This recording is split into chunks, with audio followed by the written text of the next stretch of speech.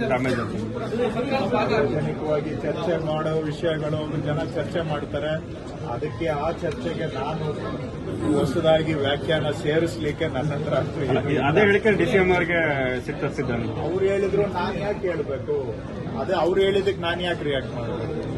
ನಂದೇನಾದ್ರೂ ಅಭಿಪ್ರಾಯ ಇದ್ರೆ ನಾನು ನಿಮ್ಮ ಹತ್ರ ಹೇಳ್ಬೋದು. ಇನ್ನೊಬ್ರು ಹೇಳಿದ್ದಕ್ಕೆಲ್ಲ ರಿಯಾಕ್ಟ್ ಮಾಡೋ ಆಗಿದ್ರೆ ನನ್ನತನ ಏನು ಉಳಿಯುತ್ತೆ?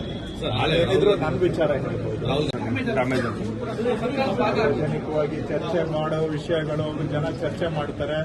ಅದಕ್ಕೆ ಆ ಚರ್ಚೆಗೆ ನಾನು ಹೊಸದಾಗಿ ವ್ಯಾಖ್ಯಾನ ಸೇರಿಸಲಿಕ್ಕೆ ನನ್ನ ಹತ್ರ ಅದೇ ಹೇಳಿಕೆ ಡಿಸಿಎಂ ಅವರಿಗೆ ಸಿಟ್ಟಿದ್ದಾನೆ. ಅವ್ರು ಹೇಳಿದ್ರು ನಾನು ಯಾಕೆ ಹೇಳ್ಬೇಕು?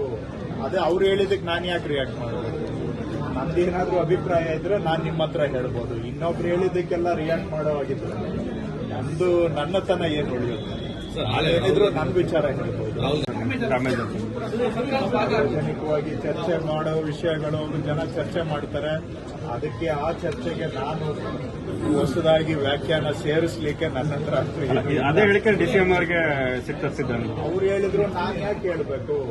ಅದೇ ಅವ್ರು ಹೇಳಿದಕ್ಕೆ ನಾನು ಯಾಕೆ ರಿಯಾಕ್ಟ್ ಮಾಡಬೇಕು? ನಂದೇನಾದ್ರೂ ಅಭಿಪ್ರಾಯ ಇದ್ರೆ ನಾನು ನಿಮ್ಮ ಹತ್ರ ಹೇಳ್ಬೋದು. ಇನ್ನೊಬ್ರು ಹೇಳಿದ್ದಕ್ಕೆಲ್ಲ ರಿಯಾಕ್ಟ್ ಮಾಡೋ ಆಗಿದ್ರೆ ನನ್ನತನ ಏನು ಉಳಿಯುತ್ತೆ?